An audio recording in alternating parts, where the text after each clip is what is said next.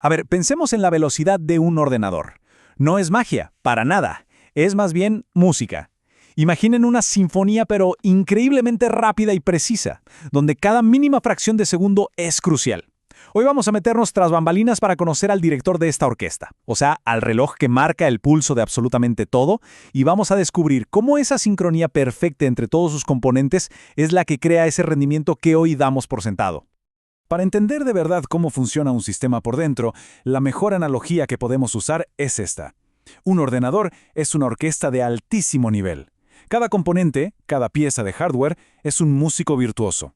Y el rendimiento que sentimos, esa fluidez, esa es su música. El resultado final puede ser una sinfonía espectacular, o si algo falla, un ruido caótico y total.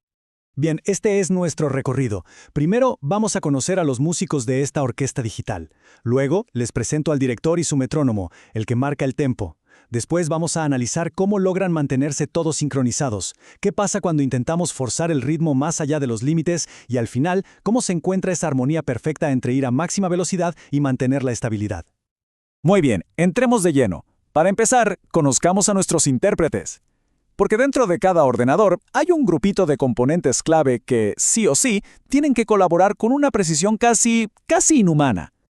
Los solistas de nuestra orquesta son, bueno, los que ya conocemos. El procesador, la CPU, que es como el cerebro, la memoria RAM, esa memoria de trabajo súper rápida, el almacenamiento, que vendría a ser la biblioteca gigante donde se guardan todas las partituras, y la tarjeta gráfica, la GPU, la especialista en convertir datos en algo visualmente increíble. Cada uno es un genio en lo suyo, pero sin un director que los guíe, solo habría silencio. Y eso nos lleva, claro, directo al podio del director, porque toda gran orquesta necesita a alguien que no solo marque el ritmo, sino que lo mantenga con una constancia, absoluta.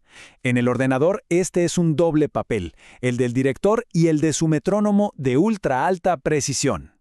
El director de orquesta es, sin lugar a dudas, la CPU. Como lo describe muy bien una de las fuentes, es el corazón de cada ordenador. Y su trabajo no es solo interpretar la pieza principal, o sea, ejecutar las instrucciones, sino coordinar a todos los demás músicos, diciéndoles cuándo entrar, cómo y a qué velocidad.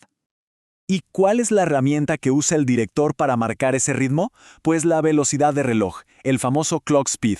Este es el pulso maestro, el latido de todo el sistema. Se mide en gigahertz y se genera a partir de un reloj base, un ritmo constante, que luego se amplifica con un multiplicador para llegar a frecuencias que son una locura. Ese tempo final es la referencia para todo lo demás. Para que nos hagamos una idea, una velocidad de 4.2 GHz, que es algo bastante común hoy en día, significa que el reloj del sistema hace 4.200 millones de ciclos cada segundo. Es como si un director tomara un ritmo base y lo multiplicara hasta agitar la batuta miles de millones de veces por segundo. Una verdadera proeza de la ingeniería. Pero a ver, de nada sirve tener al director más rápido del mundo si los músicos no lo pueden seguir. O peor, si ni siquiera se escuchan entre ellos. Y es aquí donde la sincronización y la comunicación se convierten en el factor más pero más crítico de todos. Esta cita de la fuente lo clava. Cuando los datos viajan por los buses del sistema, que podemos imaginarlos como las ondas de sonido en una sala de conciertos, la más mínima desviación, el retraso más pequeño, o sea, la latencia, puede convertir una melodía perfecta en un desastre total. El timing, el tiempo justo, lo es absolutamente todo. Y lo que esta diapositiva nos muestra es la solución brillante a este problema.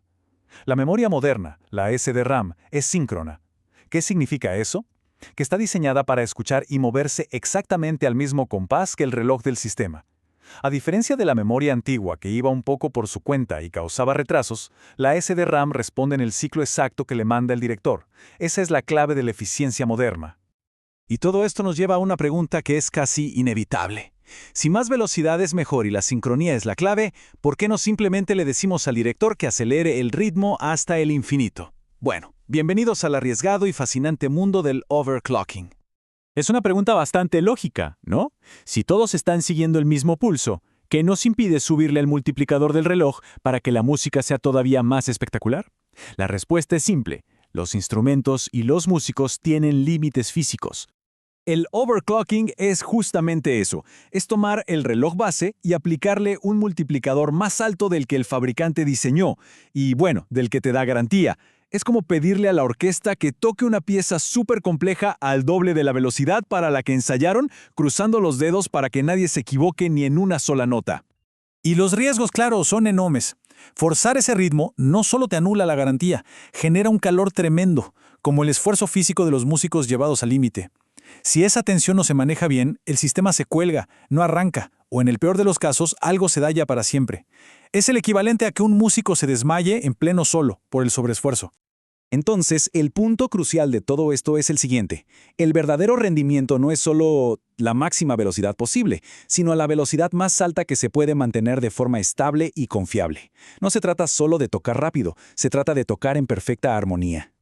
Por suerte, los sistemas modernos tienen sus propios salvavidas. El throttling, por ejemplo, actúa como un director asistente que, cuando ve que los músicos ya no pueden más por el calor, le pide al director principal que baje un poco el ritmo. O memorias especiales como la SC, que es como un músico que se da cuenta de su error y lo corrige al instante.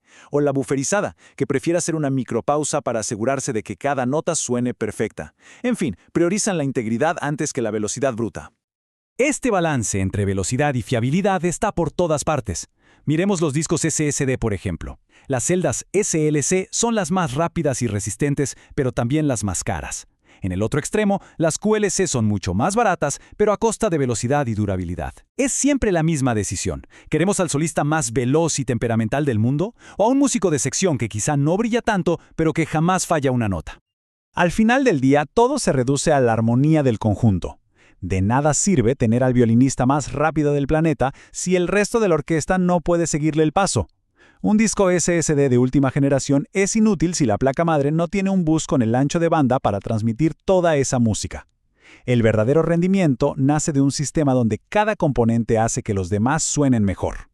Y con esto cerramos. La pregunta que queda flotando es, en esta búsqueda sin fin de la interpretación perfecta, de la velocidad absoluta, ¿cómo sabemos dónde está la línea? ¿En qué punto la optimización del rendimiento se convierte en el riesgo de romper el instrumento para siempre?